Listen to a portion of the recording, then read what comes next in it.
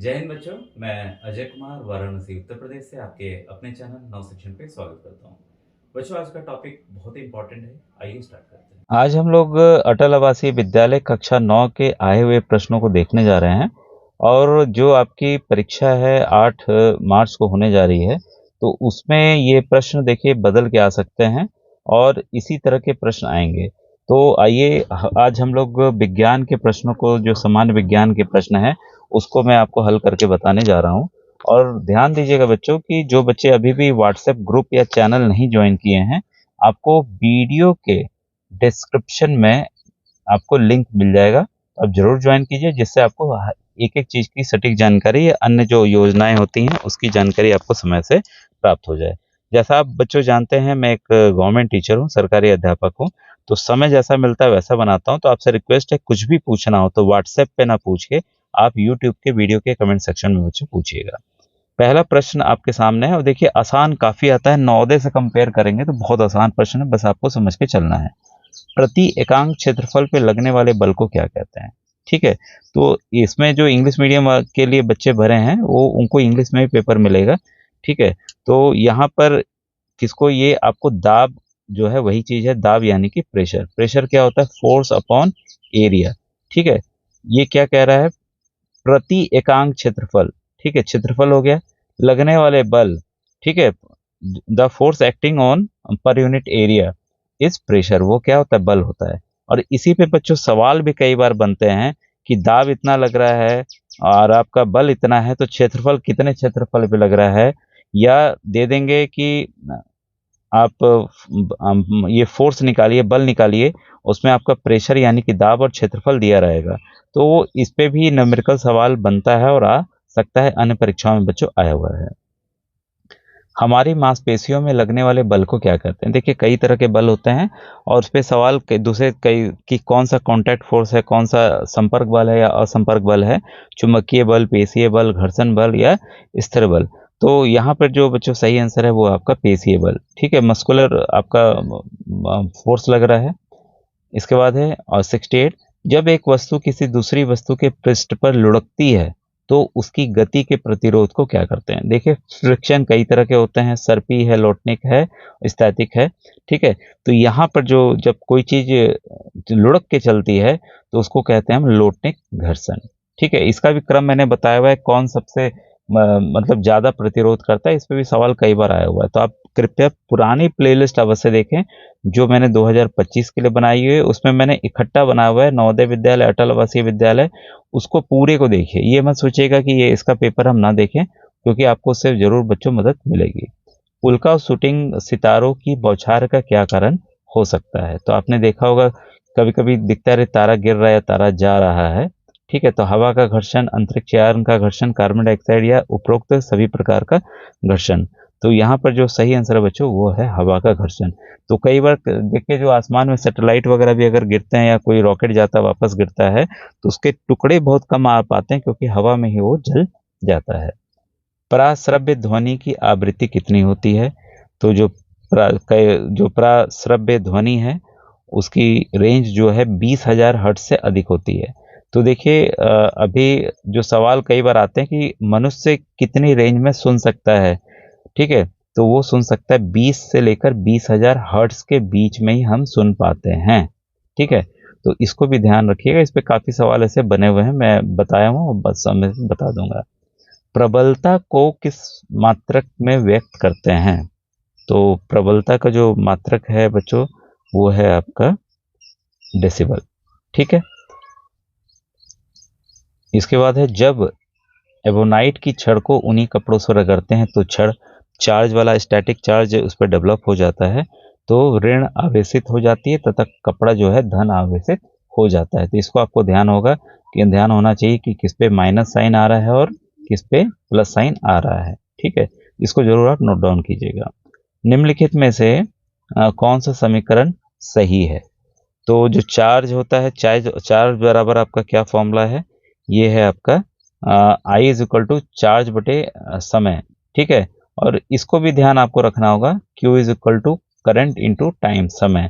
तो सवाल कैसे भी बन के इसमें भी न्यूमेरिकल अगर इनको बनाना होगा तो कोई भी दो चीज दे देंगे, तीसरा चीज पूछ लेंगे, कोई भी तीसरा चीज, ठीक है। तो क्रॉस मल्टीप्लाई के नियम से आप इसको निकाल लीजिएगा। टी निकालना हो तो कैसे निकालेंगे, चार्ज बटे आई, करंट, ठीक है।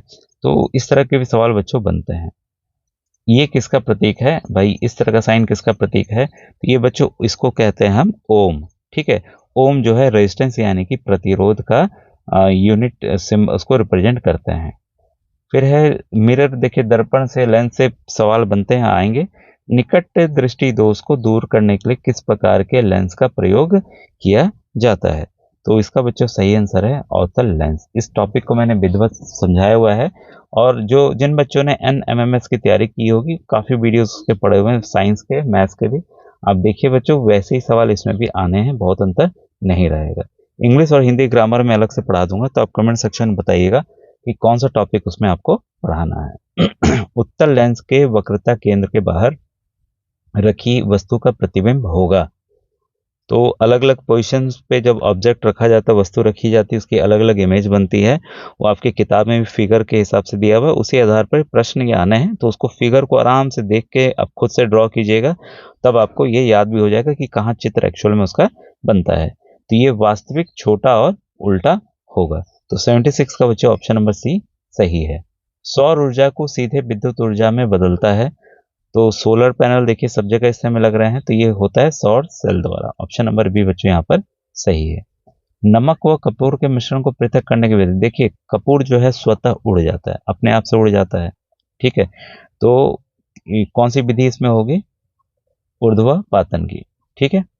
ऑप्शन नंबर बी इसका सही है। चीनी या शक्कर का रासायनिक सूत्र क्या है, फोटोसिंथेसिस का फॉर्मूला अगर आपने देखा होगा, ठीक है, CO2 + H2O, और सनलाइट की प्रेजेंस में क्लोरोफिल की सहायता से तो क्या बनाता है, आपका शुगर बनाता है। तो ये जो फॉर्मूला है बच्चों, यहाँ पर उसमें तो ग्लूकोज बनता है ऐसे C6H12O6, तो उसी ग्लूकोज से आपका ये शुगर बनता है।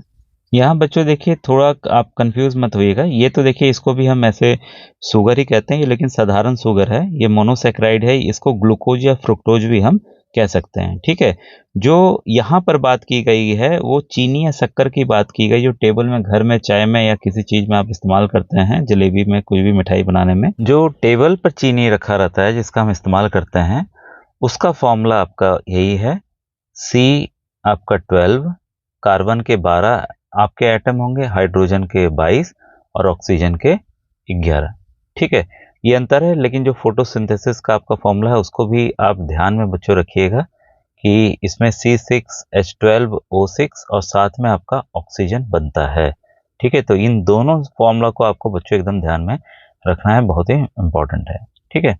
नेक्स्ट क्वेश्चन है कि निम्न में संश्लेषित रेशों का समूह है, तो बच्चों इसका जो आंसर है वो है नायलॉन, डेक्रॉन और रेयॉन, ठीक है। ये सभी आर्टिफिशियल हैं, इसको इंसान बनाता है, ठीक है। नेचुरल में देखिए यहाँ कपास है, यहाँ जूट आ गया, तो ये ऑप्शन हो ही नहीं सकता था।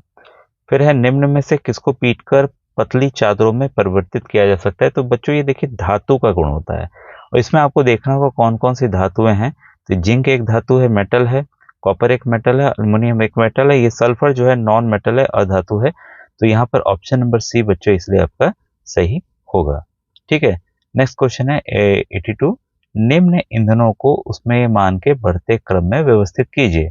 तो देखिए उष्मेयमान जिससे उष्मा हम यूज कर सके, तो सबसे कम देखिए उष्मेयमान लकड़ी का होता है, इसके बाद कोयले का होता है, इसके बाद LPG का होता है, इसके बाद हाइड्रोजन का होता है। तो और सबसे ज्यादा उष्मेयमान हाइड्रोजन में, उल्टा क्रम भी ध्यान रखेंगे। तो एक प्रश्न के हिसाब से ऑप्शन नंबर डी बच्चों यहाँ पर आपका सही होगा। निम्न में भिन्न है, तो भिन्न इसमें क्या होगा, सिल्वर, हेमाटाइट, बॉक्साइट या गैलेना, ठीक है। तो भिन्न है यहाँ पर बच्चों सिल्वर, जो कि एक धातु है, बाकी सभी क्या है, और है, जिससे कि मेटल एक्सट्रैक्ट किया जाता है, ठीक है।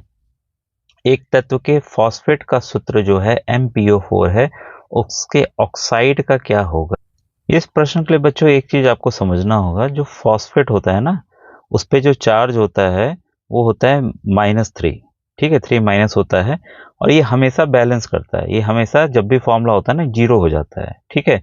तो मान लीजिए इसका हमको नहीं पता m का, तो m का हमने x ले लिया, ठीक है, प्लस प्लस जब भी हम करेंगे ये 0 के बराबर होना चाहिए, इसका माइनस चार्ज है तो -3 लिखेंगे। ठीक है, तो x -3 बराबर 0, x बराबर क्या हो गया 3, मतलब मेटल पे भी 3 चार्ज है, मेटल पे 3 चार्ज प्लस वाला है और फॉस्फेट पे 3 चार्ज है माइनस वाला है। देखिए बैलेंस हो गया।